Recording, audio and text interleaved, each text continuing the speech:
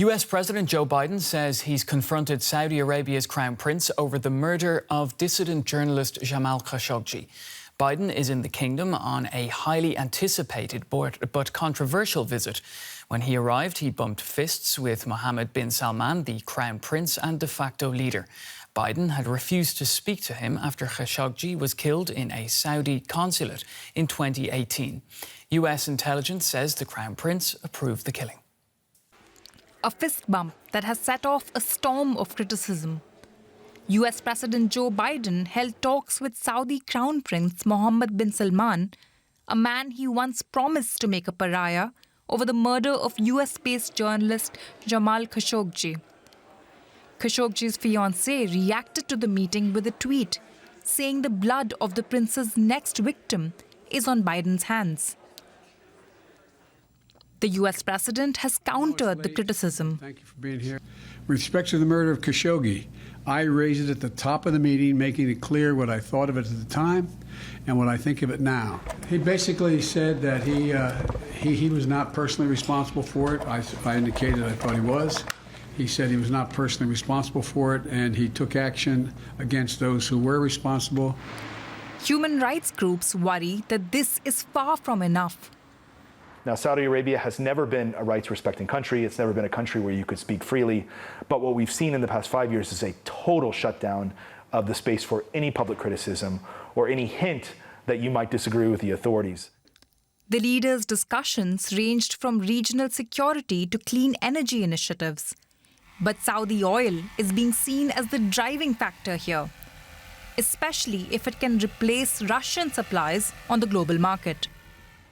The main reason for President Biden's visit to Saudi Arabia is to attend a gathering of leaders of 9 countries from the Gulf Cooperation Council.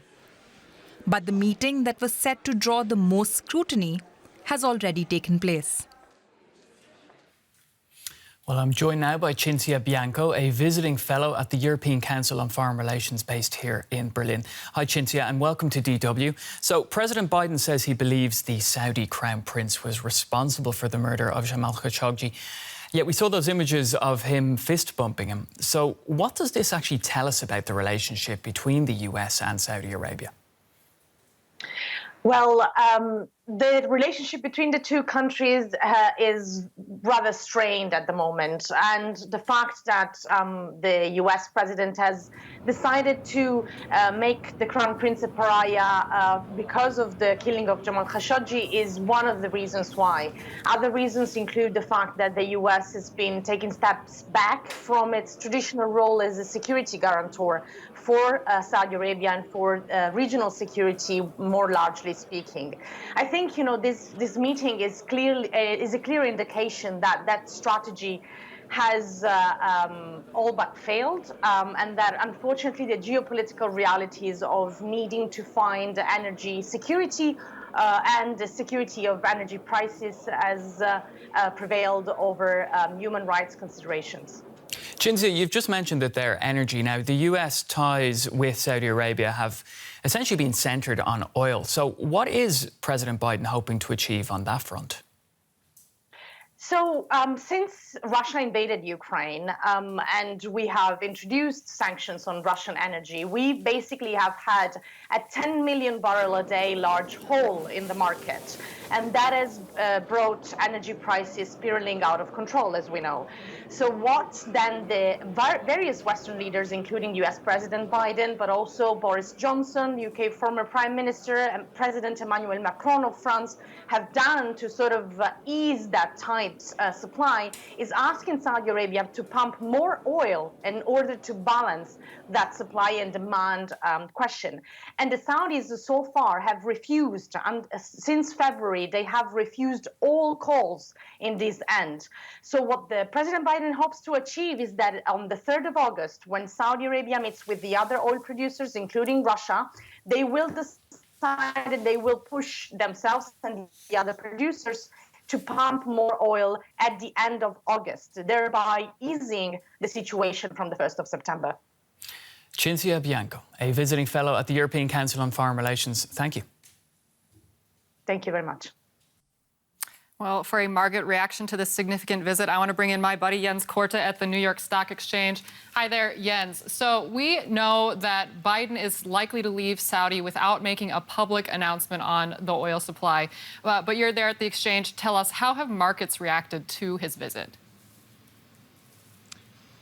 Yeah, Christy, there have not been any commitments, but there have been some remarks from Joe Biden after the meeting, and he said he's doing everything within his power to make sure to increase demand in the United States. Well, I mean, he can't force the private companies here to do so, but that's at least his intention to try everything possible. If you look at Saudi Arabia, that's a bit different. The Crown Prince theoretically could order to just pump more oil if that's technically possible. There's a lot of guessing if Saudi Arabia could increase production even if they wanted to. So no real commitment, but at least some intention to increase production on both ends. The oil price actually did increase a bit in the Friday session. For the week, oil is down by about 7%, but that's not because of the meeting, but because of global recession fears. Okay, Jens, well, we know that oil and energy is obviously a major factor playing into the U.S. and the global economy right now. We also saw second quarter financial results for banks out this week. Can you tell us, what did those results say about where the economy is headed?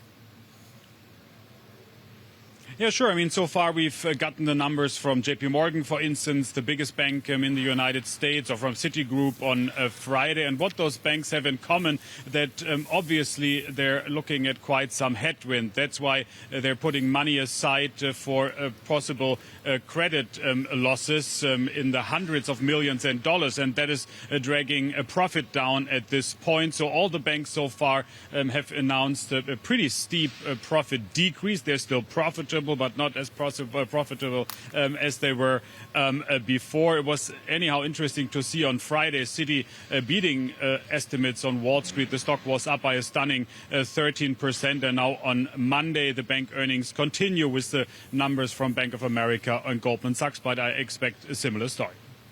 Thanks for that, Jens. We'll check in with you on Monday.